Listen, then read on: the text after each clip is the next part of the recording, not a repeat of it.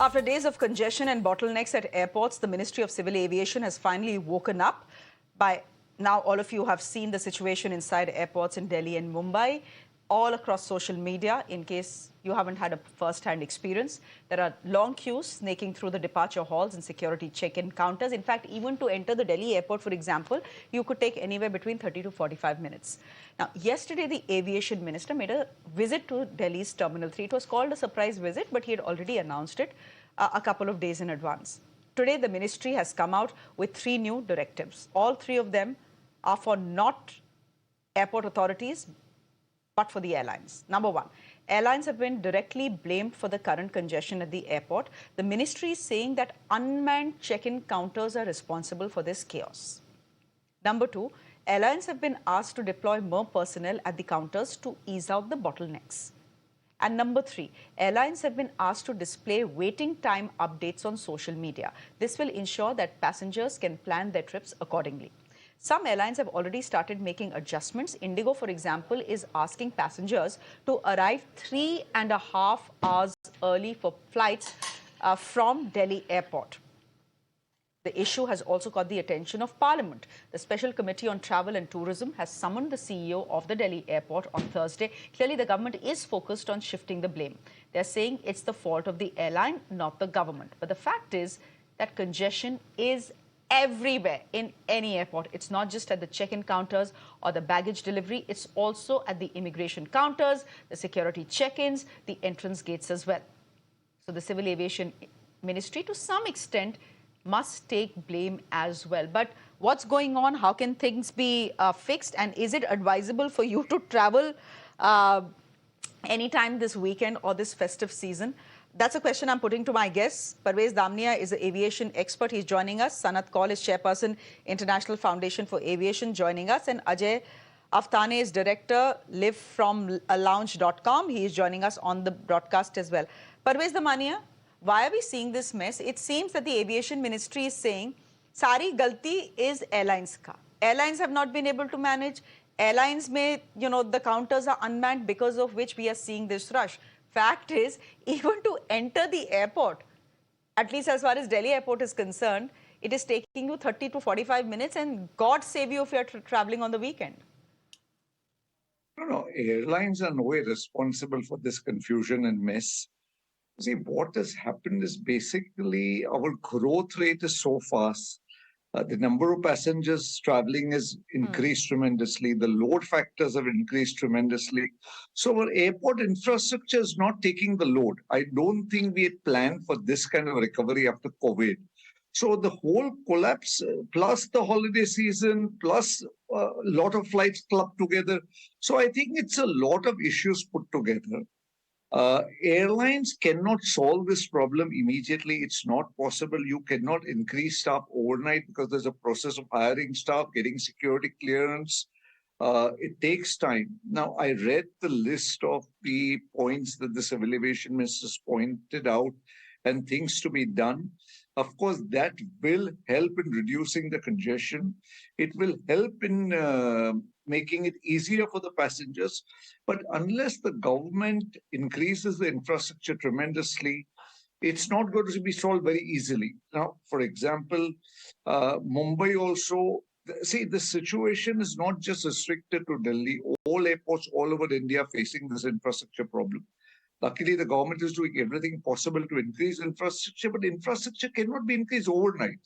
Certain issues were there. The government has cancelled leaves of the CISF people, increased manpower. Damnia, is it just infrastructure? Ajay, give me a minute.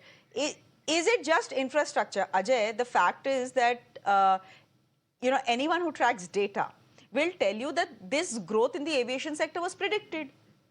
We know that there are 4 lakh, plus passengers who used to take a flight, pre-pandemic levels, and that, after the pandemic is over, the number of travelers is going to increase. Sunday, I believe, was a record that was set.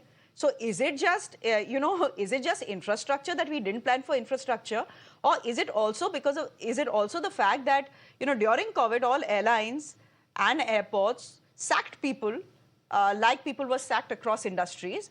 and you felt that there was no need to hire back the same amount. You thought you could make do with the bare minimum, which is why you're seeing what you're seeing. For example, one of the things that the aviation minister is saying, boss, at least get some people in your check-in counters. You cannot have them unmanned. Any airport you go to, even airports as busy as Bangalore, Bombay and Delhi, you will have, for every major airline, you will at least have 2 unmanned check-in counters.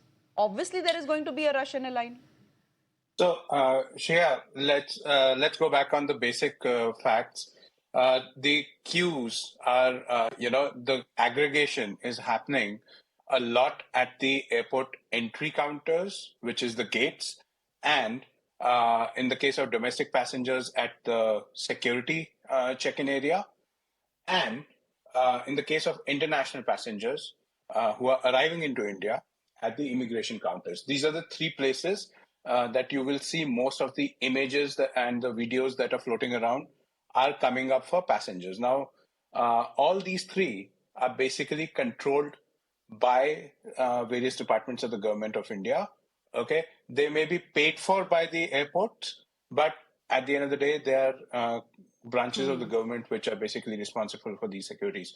So some of the things that have happened, I will fully agree with you on the fact, and I've been saying this for 10 days now, that this rise was predicted. When an airline takes a reservation, that is the airport's data that they need, right? You know, that on, let's say, 14th of December, X number of people will fly. On 15th of December, X number of people will fly. That can be easily projected with, let's say, maybe 2, 3, 4% margins. Now, what is happening is, one, obviously, the seasonality is that in November, December, and January, people fly more because it's holiday season, and the people from around the world, the Indians, come back and they're visiting their families and friends.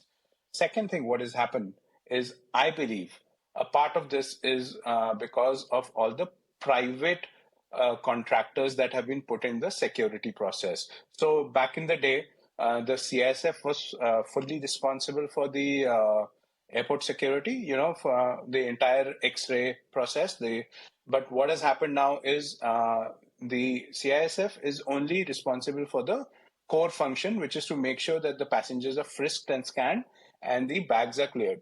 The other parts have been given away to private contractors. These people are roaming around like headless chickens. Okay, they don't know, or they're still fresh out of training. They don't have the kind of faith of the passengers. So they're a bit clueless about what to do. And when passengers ask them questions, they don't give them direct answers. They're basically not being able to do their job properly. That's one. And the second is, I think a big part of the problem is also coming from the fact that our security theater has changed, but we've not fully digitized the whole process. So, for instance, we've launched DigiYatra 2 weeks back, but this is only at 1 counter in Delhi, 2 counters in Bangalore, and so on. The rest of the airport, you still have to do manual wait in queues to show your ticket and your ID, get your face matched, and so on. And same for the security setup, I mean, if you're so confident this thing will work, which I am confident, by the way, as a passenger, I think they should roll it out on a much wider scale so that this problem, I mean, if you convert 30-40% of the passengers flying around domestically to DigiYatra passengers, then obviously your things are moving much faster and these kind of queues will not happen.